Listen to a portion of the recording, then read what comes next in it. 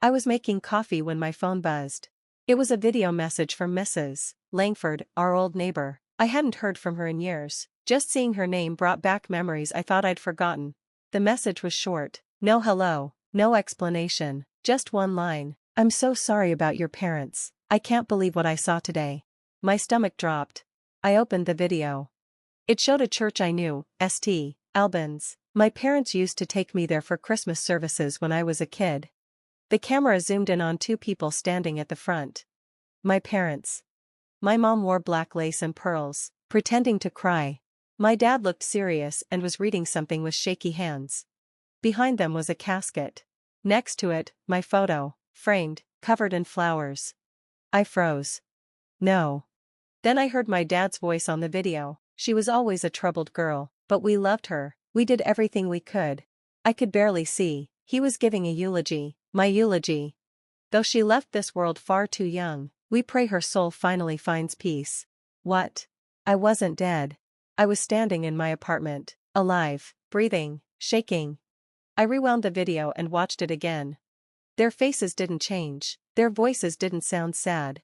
They were calm, fake, like they were acting. My hands trembled as I grabbed the counter. What is going on? I whispered. Why would they do this? I hadn't spoken to them in years, not since they disowned me. But a fake funeral? Pretending I was dead?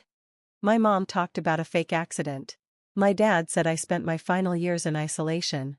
That wasn't true. I was alive, working, surviving. They knew that. So why lie? The video ended by showing everyone at the funeral, relatives, friends, even my childhood piano teacher. All of them believed I was dead. And no one had even tried to contact me. I played it again. It was real. They didn't just cut me off. They buried me, alive. And that's when I realized, this wasn't a mistake. It was on purpose. It didn't used to be this way. I used to think family meant love and loyalty. But that dream ended 3 years ago, when they kicked me out. They blamed me for stealing money. But the truth? It was Elena, my younger sister. The perfect one, the favorite. She stole $80,000 from our family's business. When they found out, they needed someone to blame. And that was me. I'll never forget what my mom said. Better one ruined daughter than two. And my dad, you humiliated us, you're no longer our daughter. The next day, I was gone. No money, no goodbye, just silence. I tried reaching out. I called, texted, wrote letters.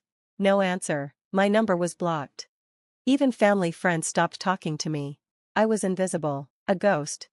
So I left, moved to another country, got a job in a cafe, changed my number, lived quietly. I still hoped, deep down, someone would call. But that day never came. Instead, something worse did. Last year, I tried logging into an old email. It didn't work. Tech support told me the account was closed because the owner was reported dead. Me. Officially, digitally, completely. They hadn't just cut me out. They erased me. I couldn't sleep that night. The video kept playing in my head. Their fake grief. My photo next to a casket I'd never seen. Something was very wrong. I started asking questions. I called Aunt Rachel, my mom's sister. We hadn't talked in years, but she used to sneak me candy at family parties. She answered.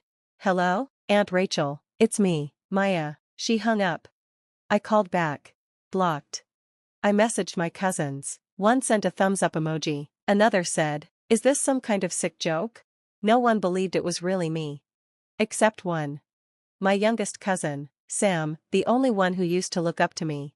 He texted, Maya, are you really alive? Yes. What did they tell everyone? He waited, then replied, they said you died in a car crash, overseas, 3 years ago, said it was too late to bring you home, cremated, closed casket. I nearly dropped the phone. I had never been in a car crash. I didn't even own a car. I pulled out my passport, documents, everything. Then I checked public records. There it was, Maya Dekwa, date of death, July 16th, cause, road accident, status, deceased. They faked it. They made me legally dead. This wasn't grief. It was a cover-up. But what were they hiding? I kept digging. I checked Elena's Instagram. She had made it public again. And there it was. Her wedding. flowers, champagne, a huge diamond ring. Everyone was there. Aunt Rachel, my cousins, even relatives who never showed up to anything. But not me. No mention of me, no photo, no wish Maya was here. Just this caption, "To the one daughter who always made us proud." That's when I realized, they didn't just forget me. They replaced me. I looked closer at one photo. My dad was giving a toast, smiling. To the one daughter who always made us proud. That's when it all became clear. I wasn't just gone.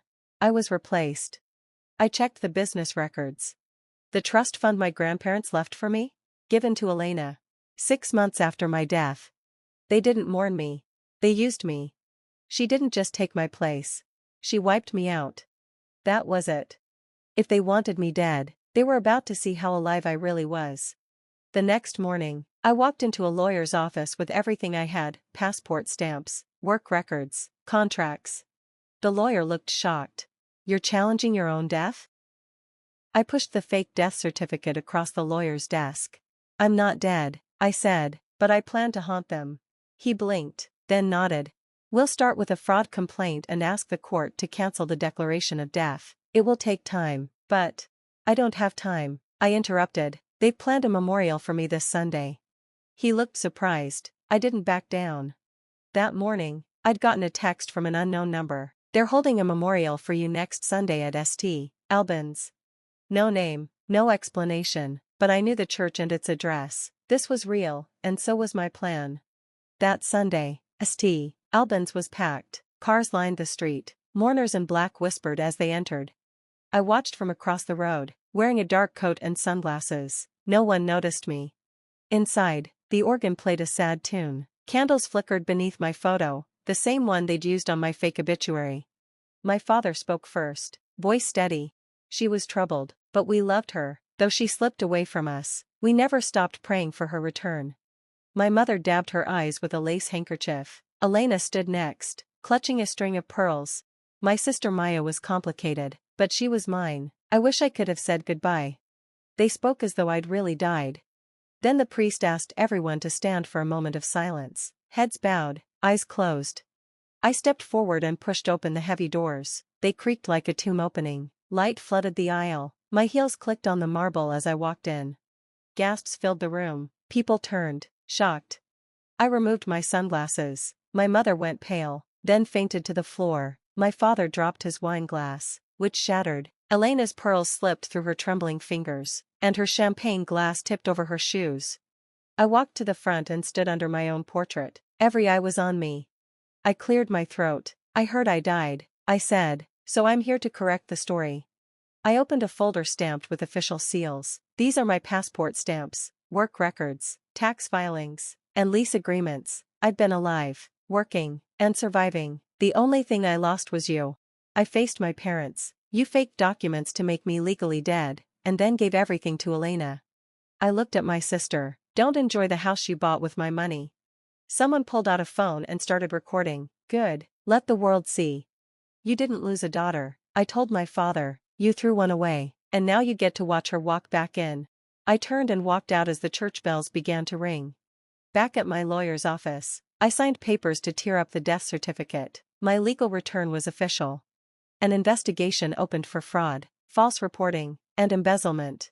Sometimes you have to die in their eyes to be reborn in your own. I didn't come back for forgiveness, I came back for freedom. Thanks for watching. If you liked this video, please like, comment, and subscribe for more great stories. Don't forget to tap the notification bell, so you never miss an update. Share your thoughts in the comments, we love hearing from you. See you next time, and take care.